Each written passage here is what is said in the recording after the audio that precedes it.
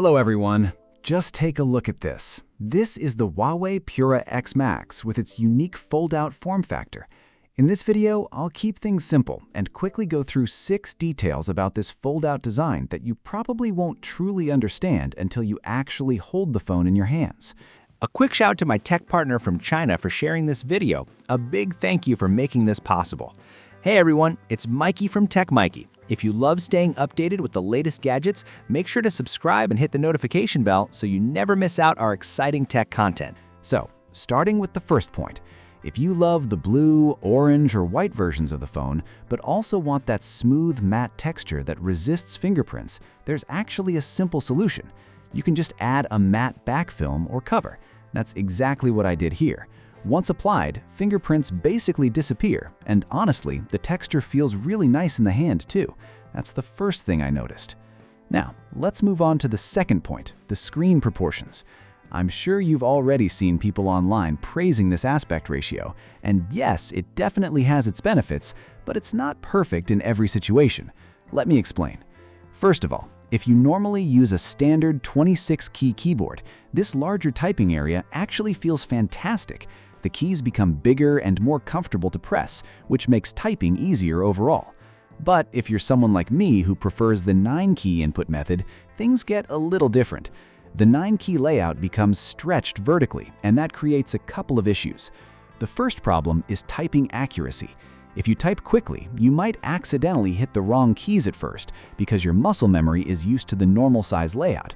On this phone, the keys feel more elongated instead of square-shaped. The vertical spacing feels shorter, while the horizontal spacing feels wider, so your fingers sometimes misjudge the distance. Of course, after some time, you can adapt to it, but there's definitely a learning curve. And because this probably won't be your only phone, switching back and forth between devices can feel slightly awkward. The second issue with the 9-key layout is reachability. Certain areas become harder to tap comfortably, and honestly, if you're left-handed, it's even more noticeable because the send button is positioned over here. Reaching it can be annoying sometimes. Some apps don't even allow you to send messages directly from the keyboard button, so you have to manually tap the send icon on the screen, which makes it even less convenient. If you're right-handed, the experience is a bit better.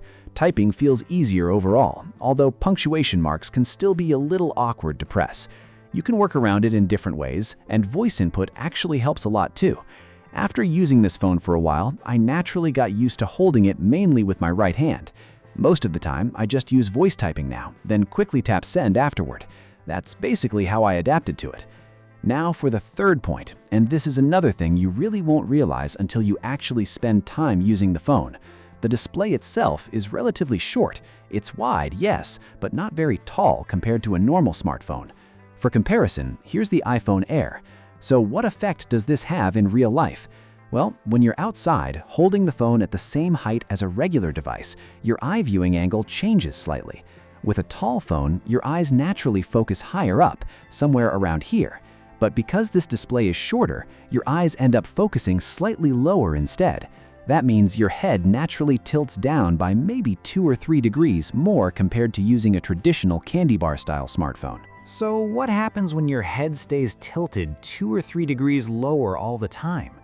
Well, if you already have neck problems, using this phone for long periods could actually make things worse and potentially lead to cervical discomfort. Honestly, after I used this phone for about 2 days, I could already feel some strain in my neck. Compared to using a normal candy bar style phone, my head naturally stayed slightly lower the whole time, and after extended use, I definitely noticed it. Now let's talk about the fourth point, software compatibility. There are still a few issues here and there. For example, I saw another creator mention that while entering passwords in Meituan, part of the interface could get blocked, making it impossible to type properly. I also noticed that on certain pages, because the screen isn't very tall vertically, some content doesn't fully appear on the display. Sometimes, if you can't find a button, you actually need to scroll upward to see it. I even ran into a strange issue myself on Sunday while eating barbecue. I scanned the QR code through WeChat to order food, and the page layout looked slightly broken.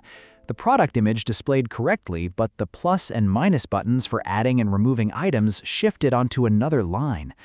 So yes, there are definitely still some compatibility problems. I think most of this comes from apps and WeChat mini programs not being fully optimized for this unusual screen shape yet.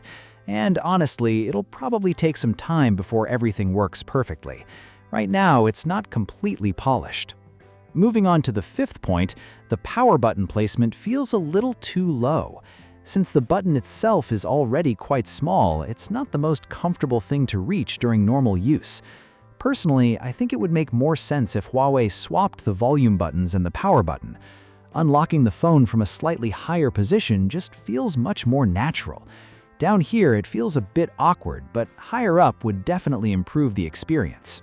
And finally, the sixth point, I honestly think this phone works best as a second device, almost like a dual phone setup. Once you unfold it, I probably don't even need to explain why people enjoy it.